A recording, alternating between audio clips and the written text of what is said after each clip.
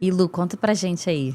Como é que você chegou no entendimento de que não era a planilha que resolvia, de que você precisava desenvolver alguma habilidade que você ainda não tinha? Como é que você chegou nisso aí na tua jornada lá desde o caos financeiro? Então, para falar sobre isso, eu acho até legal conceituar o que a gente está chamando de inteligência financeira.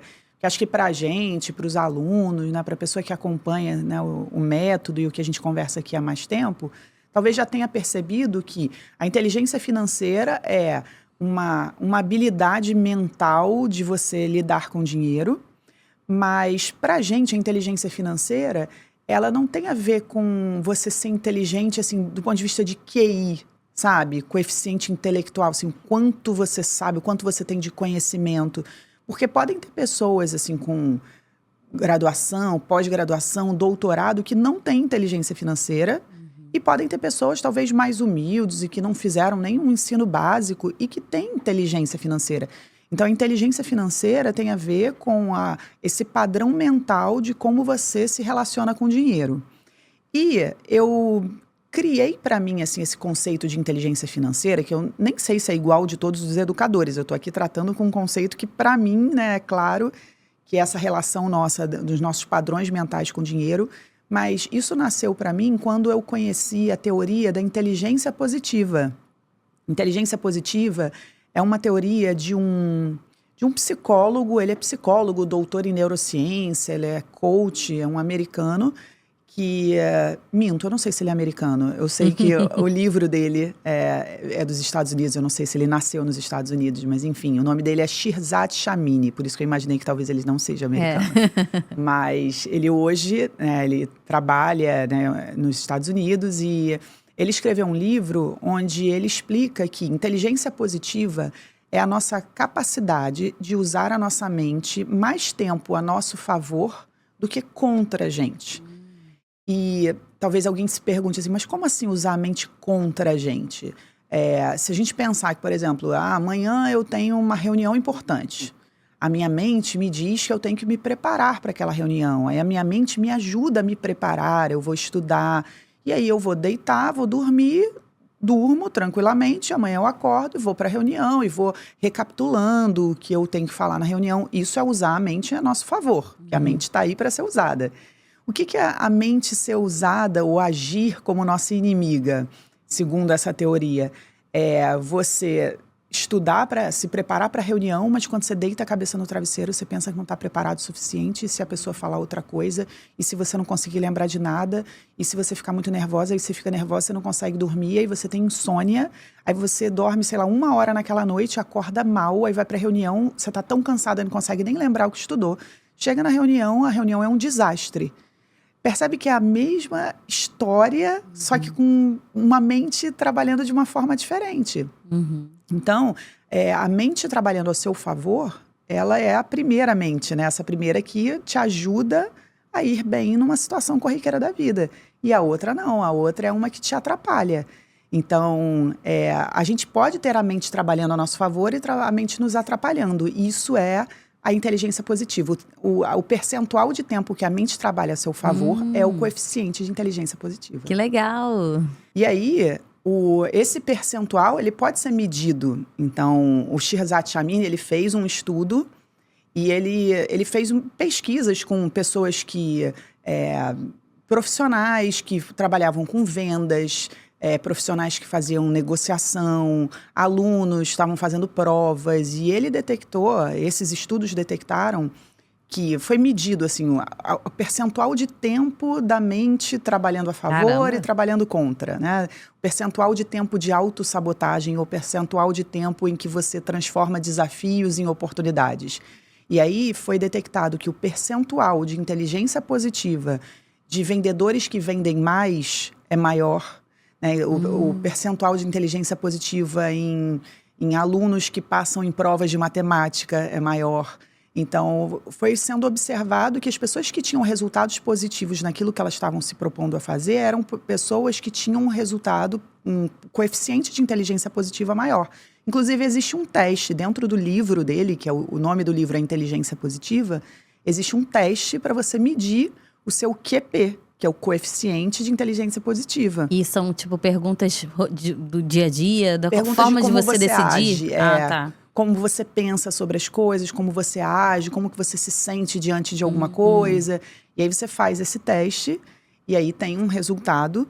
Esse resultado apresentam, inclusive, os sabotadores, que são padrões, né, mentais, automáticos que a gente tem, que todo mundo tem, né? Algumas pessoas têm mais ou menos, algumas pessoas têm mais alguns do que outros. Mas esse livro é muito interessante, o nome do livro Inteligência Positiva, e eu descobri ele na terapia. Que legal. Eu comecei a terapia, sei lá, em 2011, e eu imagino hoje que meu terapeuta, percebendo que eu tinha muitos sabotadores e que eu usava a minha mente mais para me sabotar do que para me ajudar. Lu? Sim.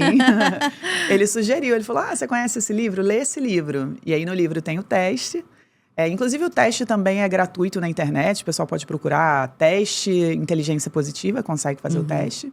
Esse teste, inclusive, eu aplico para os alunos, né? Então os alunos do Domínio de Suas Finanças fazem o teste, mas dentro do curso eu criei uma leitura da inteligência financeira. Então, são os sabotadores aplicados nas finanças, que é algo que no livro não tem, né? O livro é de forma geral na vida e até com um viés mais corporativo, né? De pessoas no trabalho, equipes de trabalho. O livro fala mais sobre isso. Então, eu descobri o inteligência positiva na terapia, indicado pelo meu terapeuta. Quando eu fiz o teste, aí depois disso a gente pôde trabalhar isso na terapia, ficou muito claro para mim, assim, o meu padrão de autossabotagem, aonde que eu usava a minha mente mais para me sabotar do que para me ajudar, como que eu estava fazendo isso, quando que eu estava fazendo isso, como que eu podia lidar com isso. E aí foram anos e anos de lidando com isso, até que nessa época, em 2014, foi quando eu comecei a trabalhar como personal trainer das finanças. E eu percebi que as pessoas, apesar de eu ensinar um método, de eu falar da fotografia financeira, da rota financeira, algumas pessoas não iam, sabe? Não tinham resultado, ou se travavam em alguma coisa, ou insistiam nos mesmos erros.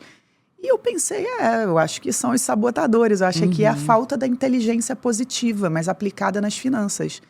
E eu comecei a experimentar, fazia os testes, né? E a partir do resultado do teste, eu fazia uma leitura disso que hoje eu chamo de inteligência financeira. Acabei que não de tem pensar. a ver, só para concluir, não tem a ver com QI, não tem a ver com quanto você sabe, instrução, tem a ver com você usar a sua mente de uma forma positiva para fazer a sua vida financeira crescer. Eu pensei agora que é por isso que o curso, ele começa por essa parte, né? E aí, tem gente que vai até pular essa parte porque o sabotador fala tão alto que não vai nem fazer aquilo que deveria fazer, né? Exatamente isso, Pri, exatamente. Dentro do curso, eu acho que algumas pessoas sabem que no curso a gente devolve o dinheiro daquelas pessoas que não gostaram do curso em até 30 dias. A pessoa pode ver todo o material, se não gostar, ela pede o dinheiro de volta. Existem várias pessoas que pedem o dinheiro de volta. Várias, assim, tem até uma métrica aí de em torno de 3% a 5%, dependendo da turma. E a gente olha, a gente vai ver, a pessoa não assistiu o curso, ou ela pulou o primeiro módulo e assistiu lá no meio, aí ela diz que não teve resultado, porque ela pulou uma das partes mais importantes. Então, hoje em dia, eu consigo até enxergar. Eu poderia dizer assim, qual é o coeficiente de inteligência positiva das pessoas que cancelaram, sabe? Porque eu consigo perceber que essas pessoas, elas estão com um ferramental na mão que poderia ser extremamente útil, afinal está sendo útil para milhares de pessoas, mas a mente delas faz ela acreditar que aquilo por algum motivo não é para elas, ou porque não funciona para elas, ou porque, não sei, ou porque não tem tempo, ou porque... Então, percebe que aquele exemplo da reunião, a pessoa que se prepara, vai dormir, a mente trabalhando a favor, e a outra que deixa a mente ficar impregnando e levar ela para o resultado que é o contrário do que ela quer. Então, tem gente que entra no curso e pula a primeira parte, não assiste o curso, ou faz um pedaço e não faz o outro, porque ela tá com uma ferramenta na mão, mas é a mente dela que não está trabalhando a favor dela. Então, isso que você falou é super importante. Eu lembro, tem uma pessoa na minha família que teve um momento em que teve uma confusão na vida financeira e ela me pediu ajuda. E demorou para pedir ajuda, sabe? Aquela coisa de você ficar esperando a família, né, se interessar. Você ajuda todo mundo, mas a sua família mesmo está ali na mesma. E aí essa pessoa chegou para mim e falou, olha, eu queria ajuda, eu quero entender como é essa rota financeira, quero fazer. Só que eu pensei assim, a pessoa está numa situação desesperadora, precisa se organizar agora.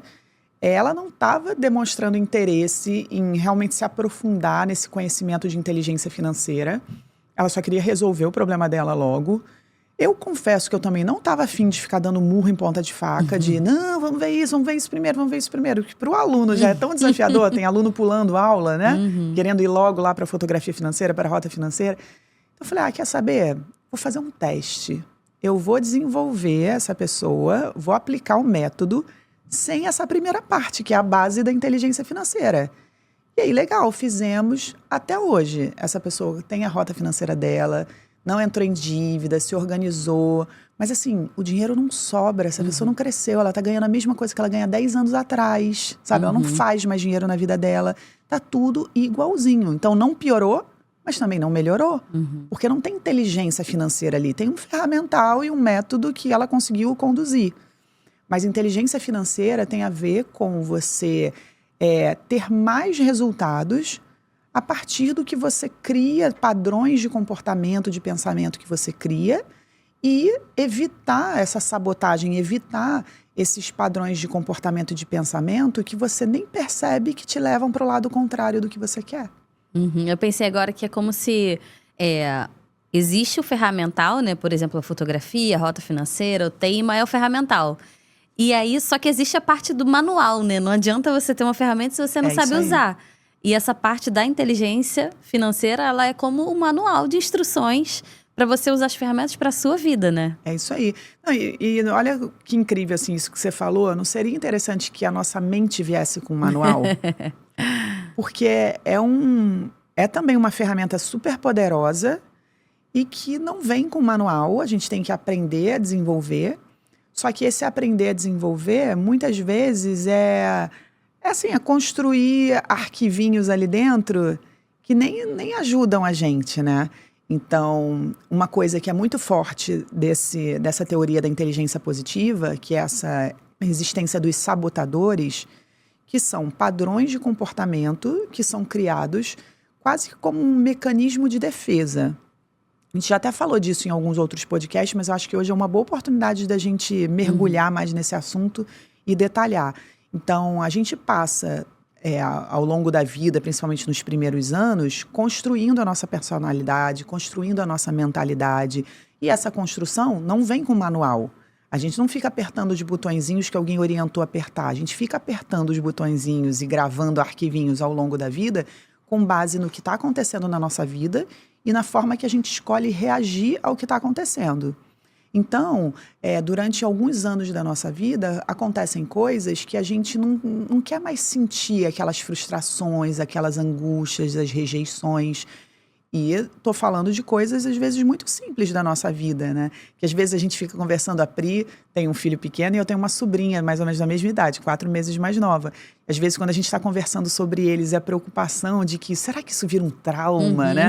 A gente é tão ligado em desenvolvimento pessoal que às vezes a gente vê uma situação acontecer e a gente pensa, nossa, será que isso... Qual o tamanho que aquilo vai tomar na vida deles, vai marcar, né? Porque a gente sabe, pelo que a gente gosta de estudar, que um determinado acontecimento pode gerar uma reação e marcar de alguma forma a ponto da criança, né, daquela pessoa querer que aquilo fique registrado como a partir de agora eu ajo assim. Às vezes nem é consciente, porque, né, Lorenzo e Catarina, por exemplo, não tem essa consciência, a partir de agora eu ajo assim. Acho até que, já ouvi falar que antes dos 3 anos nem tem um cognitivo formado para criar isso. Então é uma coisa meio inconsciente, até onde eu entendo.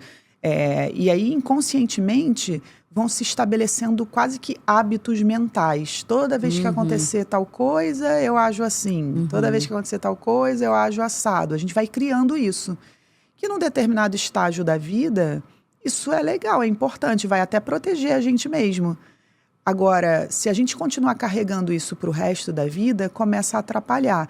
Tem uma analogia muito boa no livro, que o Chamini, ele fala o seguinte, que os sabotadores são padrões mentais que se comportam como um gesso num braço quebrado.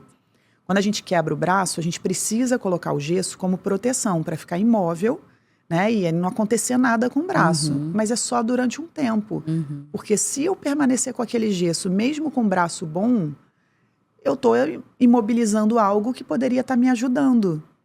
Então, esses padrões de pensamento, de comportamento, que dentro do livro ele chama de sabotadores, são esses pensamentos e esses comportamentos que a gente um dia, não sabe-se lá por quê, decide que vai ser assim, e aí a gente passa a vida toda agindo assim sem perceber, só que atrapalha muito mais do que ajuda.